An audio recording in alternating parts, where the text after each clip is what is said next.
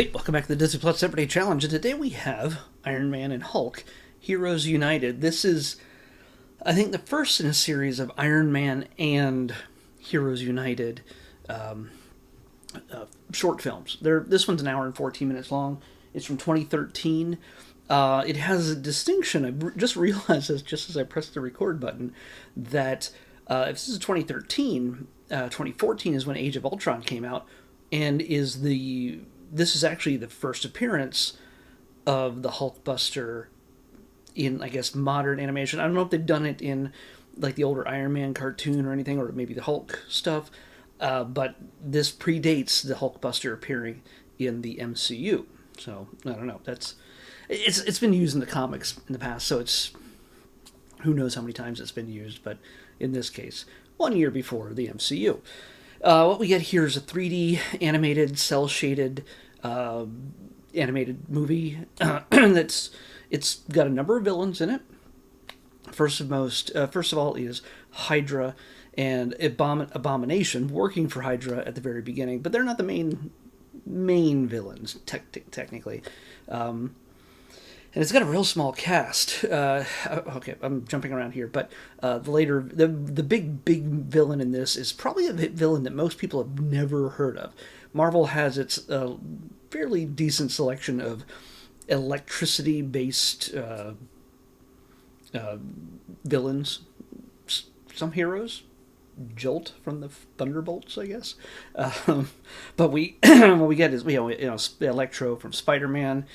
We have the Living Lightning, and in this case, Zax which is an energy being that is, in this story anyway, is formed when Hydra gets a little ahead of itself and creates what seems to be a living, sentient creature of energy that starts to evolve and starts to, in a sense, take on the characteristics of a muscle-bound humanoid for whatever reason, but still acts like a very simple, punchable in some cases,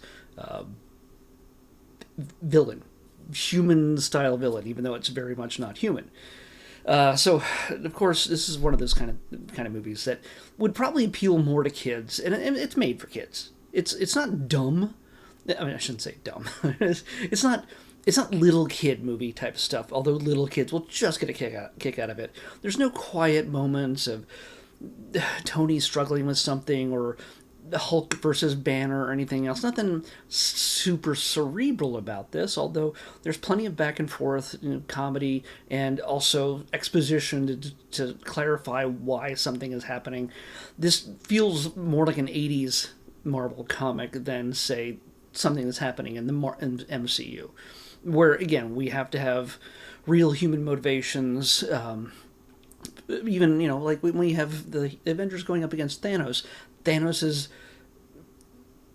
motivation is not I'm going to be evil and kill people. That's not the simple thing that he's into. He wants to help the universe, in a sense, by destroying half of all life in existence. He's not the bad guy in his mind. And in this case, it's pretty much our main villain, Zax, is just like, I want more power, I want more energy, and I'm willing to wipe out everything just to soak it up, and our heroes have to find a way to attack him in a way that he doesn't immediately overwhelm them with his energy, because, Tony, in his Iron Man outfit, would be susceptible to energy blasts to a certain degree. Hulk can take a good beating when it comes to energy, but how long will he last up against something that's even bigger than him, more powerful than him, and growing exponentially by the minute? And something he can barely put his hands on without some help. Without some maybe technical assistance.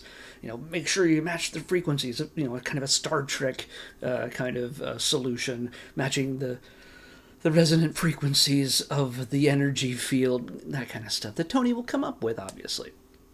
But yeah, it looks like a video game cutscene throughout. That's not an insult. I mean, a lot of video game cutscenes look amazing, but it does feel like you're watching the sequences between the parts where you're controlling Iron Man or Hulk and punching your way or zapping your way through a video game. And to each their own. It might be the thing you're into. But again, there's, like I said, there's not a whole lot of deep introspection. There are funny lines thrown back and forth, but beyond that, it's lots of punching and zapping, punching and zap, punch and zap. And the little kids who are not really interested in the internal dynamics of the MCU will just eat up something like this. It's Hulk and it's Iron Man. They're built for action. Guy in armor shooting lasers out of his hands and chest, and a big green guy that punches everything. Smash, smash, smash. There's a lot of mentions of smash throughout this. But yeah, just so you know, Adrian Pasdar, he's been a ton of stuff over the years. Excuse me.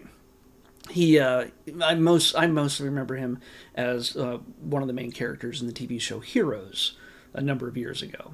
He was one of the brothers who was like a political guy. I can't remember the names. I don't know why. Sorry, Tim Crane. But yeah, he plays Iron Man. He plays Tony Stark. And Fred Tatasciore, who is just known for his more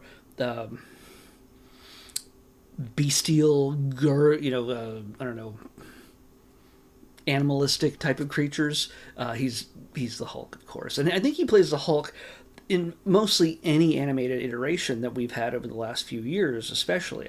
Maybe not the old stuff, but in this century, yeah, Fred has definitely been the guy who's been voicing the Hulk. D. Bradley Baker, who does the voice of does a voice in nearly every animated thing that Disney makes, and other people as well.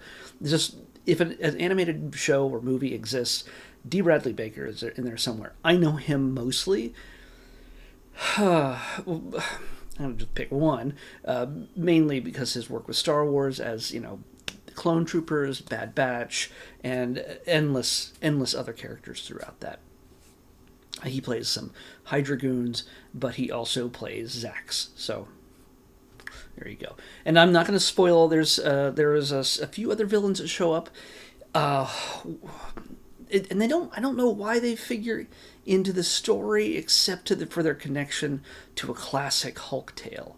And I say they when in the classic Hulk tale there was only one, and it also involved a certain mutant. Yeah, you might know what I'm talking about. But it's not the mutant. The mutant doesn't show up. No, the other creature shows up in spades, in just a number of them. And it's set, the fight takes place in a graveyard, and the Hulk is rendered blind, leaving Tony his only eyes to help him fight off this constant attack by these creatures. Then normally the Hulk would handily take care of this character, or characters in this case, but without his eyesight, well, heroes unite. So that brings them together in a way. I don't even understand how it's connected to the main story. It's just sort of like an interlude from, hey, we've been fighting this electric guy this whole time. Oh no, let's get thrown off the ship and now face these creatures. It was something different to throw into the story, but I have no idea. I must have missed something. No idea why they were a part of the story. If you know what it is, feel free to tell me. My brain must have skipped a beat when I saw when they were introduced in Darkness, and then when they finally revealed themselves, I'm like, oh, okay, what does this have to do with anything else in the story? I don't know. It might, and I've already seen the Iron Man and Captain America one, and that was a while ago, and I've already forgotten what goes on in there. But I do know who the villain is, because just like Marvel, the Marvel Cinematic Universe, there is a scene after the end of the credits, and I was completely wrong, by the way. I thought this was something that was made before the MCU took off. No, this is, like I said, it takes place in 2013, and just before the Age of Ultron, and well after the Iron Man, Hulk, Captain America, Thor, and the first Avengers film. first Avengers, the Avengers film that came out in 2012 was only a year before this, and this was already in production. So yeah, there's a whole lot of things to go on there, and they do borrow heavily from the attitude of Tony Stark. Not so much the Hulk, but a little bit. They do make a reference to the Bill Bixby series. Don't make me angry. You wouldn't like me when I'm angry. It's like it's a requirement at some point that you got to do that at least once, because all the old nerds appreciate the old Incredible Hulk series. So, and any reference to it. Has there been a character added to the MCU just named Bixby, last name Bixby? That should be a name as a tribute. There's a bunch of different other voices in here, but I can't say anything without spoiling something at the very end. Which again, that after credit sequence will lead into the Iron Man and Captain America film. That's just like this, Heroes United. So I think, I don't know if there's more than these two, but yeah, now I've seen both of them, if that's all there is. if there's more, show them to me. So yeah, this is, it'll scratch the itch of little kids who are looking just for more action with their favorite heroes. And that's great. Feed it to them. Have a good time. But for those who are more, I'm more into the MCU, the more mature take, the more Robert Downey Jr., Mark Ruffalo kind of take. And that's great. It's just, So you can be entertained by this. Absolutely. It's just good punch and shoot fun. But don't expect it to connect the MCU. It does not. It is its own reality.